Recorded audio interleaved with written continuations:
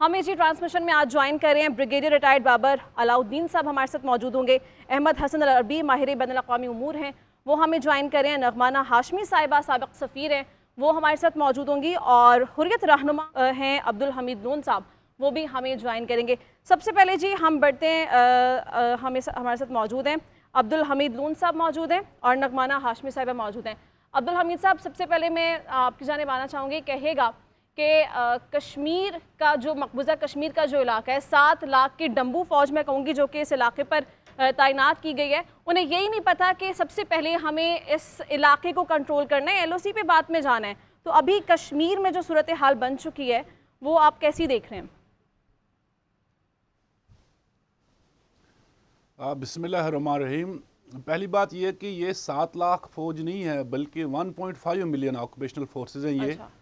और ये श्रीनगर यूनिवर्सिटी का एक स्टूडेंट है राव फरमान, उन्होंने अपने रिसर्च में पॉइंट आउट किया कि इनकी फोर्सेस, जहाँ इनकी जो रेगुलर आर्मी है, प्रोफेशनल आर्मी या पैरामिलिट्री फोर्सेस लद्दाख, जम्मू, उधमपुर, राजौरी और वादी के इलाकों में जहाँ भी रहती है, और ये 1.5 मिलियन है।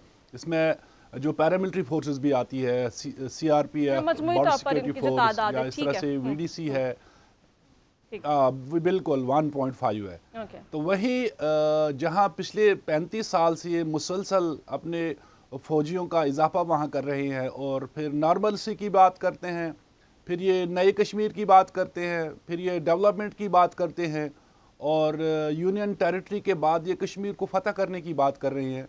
लेकिन कल उसका वो बयानिया धड़ाम से गिर गया, ज़मीन बोस हो गया जब पहलगाम में ये सानिया हुआ।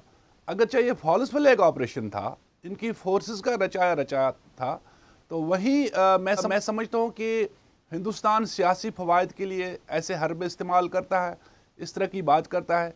कश्मीर के अंदर अगर आप देखें, हर घर के बाहर फौजी है, ऐसे है, हर नाके पे, हर चौराहे पे आप भारतीय फौजियों को पाएंगे। तो वहीं ये इनकी एजेंसियों का, इनकी सिक्योरिटी फोर्सेस का फेलियर है कि पहलगाम जो अमरनाथ यात्रा की तरफ भी जाता है। जी हाँ, कल भी 3 कश्मीरी घरों को तबाह किया गया, और फिर इंडियन मीडिया ने क्लेम ये किया है कि हमने टेररिस्ट हाउसेस को तबाह कर दिया। बिल्कुल,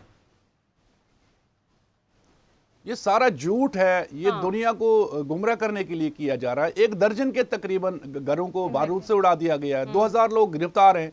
क्या वो सारे इसमें इन्वॉल्व थे? इन्होंने जाली मुकाबले रचाए। उड़ी में 2 नौजवानों को मारा कि वो बॉर्डर क्रॉस कर रहे थे, लेकिन जब उनकी आप कपड़े देखेंगे, उनके जूते देखेंगे, वो लोकल वहां के थे। बिल्कुल, और ये पहलगाम वाकया जो है, बांदीपोरा में सबूत है कि भारतीय फौज को कश्मीर से कोई गरज नहीं है। वो कश्मीरियों की जानो माल पर कब्जा करना चाहते हैं, उनकी इज्जतें पामाल करना चाहते हैं, और दरहकीकत उन्होंने कश्मीरियों पर कब्जा करना है। नगमाना हाशमी साहिबा हमारे साथ हैं। नगमाना साहिबा, सबसे पहले ये मुझे बताइए कि आज जो भारतीय जनरल ने इंकशाफ किया है, हंसी आती है सारे मामले को देख के। भारतीय जनरल जो कि हाजिर सर्विस जनरल हैं, वो ये कह रहे हैं कि it was an inside act, जिस पर मोदी सरकार ने उन्हें बरतरफ कर दिया, और फिर वो धमकियां लगा रहे हैं कि अगर मुझे बरतरफ किया जाता है तो मैं फिर बाकी जो मावराए अदालत मुझे इक़दामात उठाने का कहा गया है वो भी बताऊंगा। तो वो जो इक़दामात हैं वो यकीनी तौर पर पहलगाम या पुलवामा तक तो महदूद नहीं होंगे। किन इक़दामात की तरफ इशारा था? जी बहुत शुक्रिया। आपने देखा है कि ये फॉल्स फ्लैग ऑपरेशंस तो अब उन्होंने अपना वतीरा बना लिया है। और हालांकि बार बार ये बात एक्सपोज हो चुकी है इंडिया की कि इसमें पाकिस्तान की और किसी मुल्क की कोई इन्वॉल्वमेंट नहीं है, लेकिन जैसे जैसे मोदी सरकार पे आपको पता है कि प्रेशर पड़ता है, चाहे वो इंटरनल हो चाहे एक्सटर्नल हो, तो वो हमेशा इस बात का सहारा लेते हैं कि पाकिस्तान थ्रेट को वो उसमें आग लगा दी जाए और उसका शोर मचा दिया जाए, ताकि जो लोग उनके खिलाफ हैं वो जरा इकट्ठे हो जाए।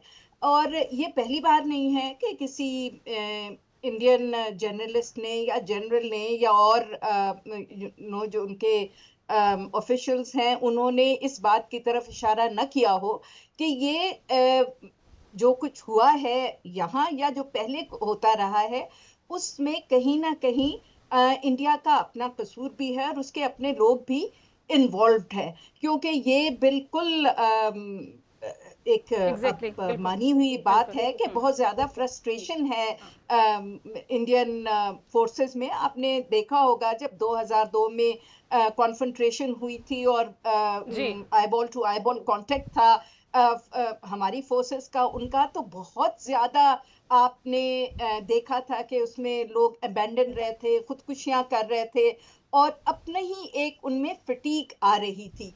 तो अब उस तरह जैसे वो इम्प्रेशन देना चाहते हैं कि जी उनकी फौज जो है वो बड़ी यूनाइटेड है और शायद वो चीन से भी लड़ लेगी और पाकिस्तान से भी लड़ लेगी और टू फ्रंट वॉर भी कर लेगी, उसका सारा जो भांडा जो है वो अब फूट गया है, क्योंकि अब इंडिया के अपने अंदर लोग सवाल पैदा बिल्कुल, और यूनिटी का तो सवाल ही पैदा नहीं होता नगमाना साहबा, यूनिटी का तो सवाल ही पैदा नहीं होता।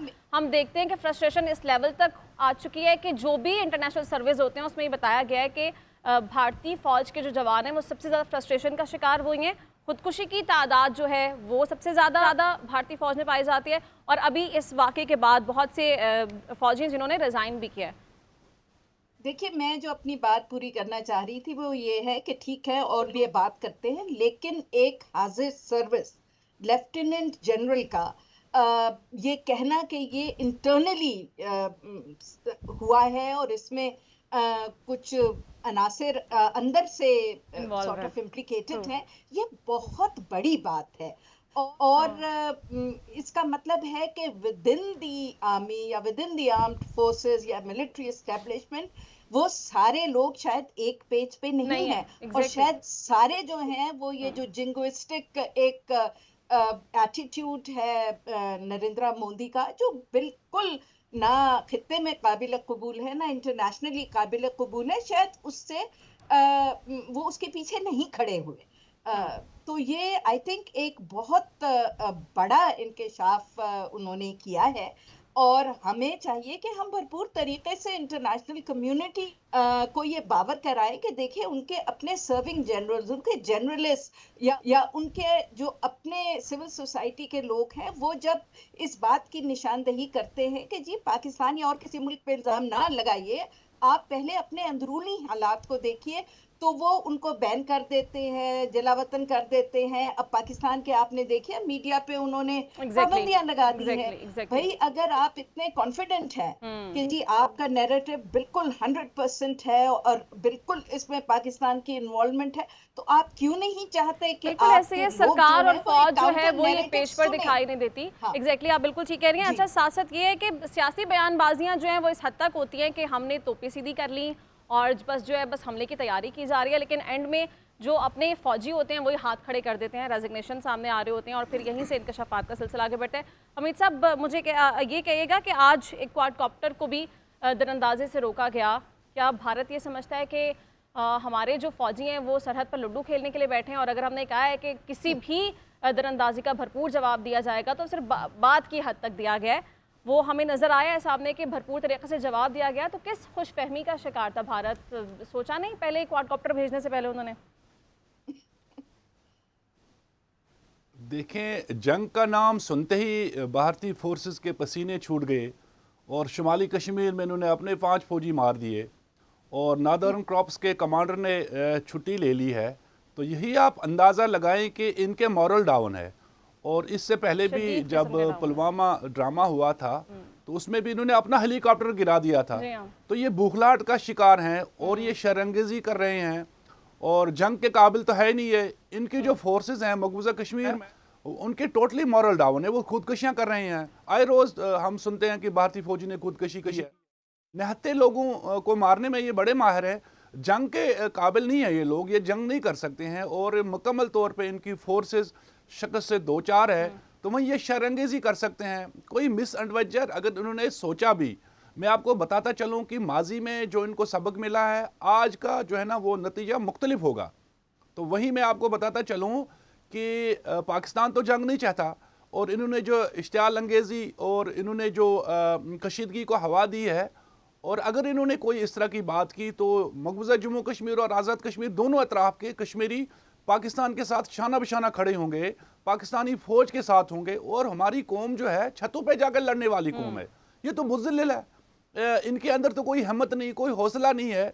तो लिहाजा जंग के लिए जो है ना हम अगर तैयार हैं और अगर कोई इस तरह बात की है तो दोनों अतराफ़ के कश्मीरी भी पाकिस्तान के साथ होंगे और पाकिस्तानी कौम भी अपनी फ़ौज के साथ होगी।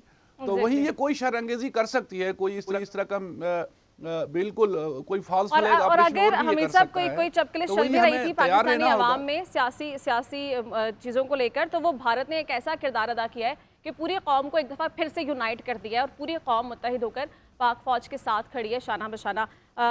नगमाना साहिबा, मुझे ये कहिएगा कि अभी अच्छा, उसके साथ साथ मकबूजा कश्मीर में जो इन्होंने 5 अगस्त के बाद जो इन्होंने लोगों को दबाया था, अब कश्मीरी भी यूनाइट हो गए हैं, कश्मीरी भी उठ खड़े हुए हैं और ये हिंदुस्तान को बैकफायर हुआ है। तो लिहाजा पाकिस्तानी और कश्मीरी कौम एक कौम है और इंशाल्लाह हम शाना बशाना इसको शक से 5 अगस्त का आपने जिक्र किया, आपको लगता है हमीद साहब कि अब ये वाला मामला भी इंटरनेशनली बहुत ज़्यादा जोर पकड़ सकता है कि कश्मीर की जो खुसूसी हैसियत को ख़त्म किया गया था, अब इस पर भी आलमी ताकतें सोचेंगी? क्योंकि पहले तो सबने चुप साध रखी थी और इस तरह से कोई खातिर खा जवाब नहीं आया था आलमी ताकतों की जानिब से। अब आपको लगता है कि इस फॉल्स फ्लैग ऑपरेशन के बाद ये मामला भी एक दफ़ा फिर उजागर हो सकता है? आप मुझसे देखिए, जम्मू कश्मीर का जो कजिया है ये बैनुल-अक़वामी अहमियत का हामिल कजिया है। और अक़वाम मुत्तहिदा में भारत ने तहरीरी तौर पे एक एग्रीमेंट के जरिए UN चार्टर की तामील की बात की है, सिक्योरिटी काउंसिल की करारदादों की तामील की बात की है। और जो करारदाद 91 है, हिंदुस्तान को वो किसी भी सूरत इजाज़त नहीं देती है कि वो कोई भी गैर कानूनी इक़दाम करे। अब इससे पहले 3 जंगें तो हो चुकी है कश्मीर पे और उन्होंने इससे पहले भी पुलवामा का ड्रामा रचाया, इसी तरह से छठी सिंहपोरा का ड्रामा रचाया, उड़ी का फॉल्स फ्लैग ऑपरेशन किया, अब पहलगाम में किया, जिस तरह से पार्लियामेंट का ड्रामा रचाया। तो मसले कश्मीर तो बैनुल-अक़वामी सतह पे तस्लीम शुदा मसला है, तो लिहाजा हिंदुस्तान इसकी अहमियत को, इसकी हैसियत को तब्दील नहीं कर सकता है। तो लिहाजा बैनुल-अक़वामी बरादरी को चाहिए, जहाँ एटमी ममालिक आमने सामने है, खुदा न खास्ता अगर जंग छिड़ गई तो पूरी दुनिया मुतासिर हो सकती है। तो लिहाजा इसकी नज़ाकत को समझना होगा, इसकी संगीनी को, इसी हिसासियत को समझना होगा बैनुल-अक़वामी बरादरी को। तो लिहाजा ये मसला दब नहीं सकता है। हिंदुस्तान जो भी इक़दाम करे, जो भी गैर कानूनी कदम उठाए, कश्मीर की अहमियत को खत्म नहीं किया जा सकता।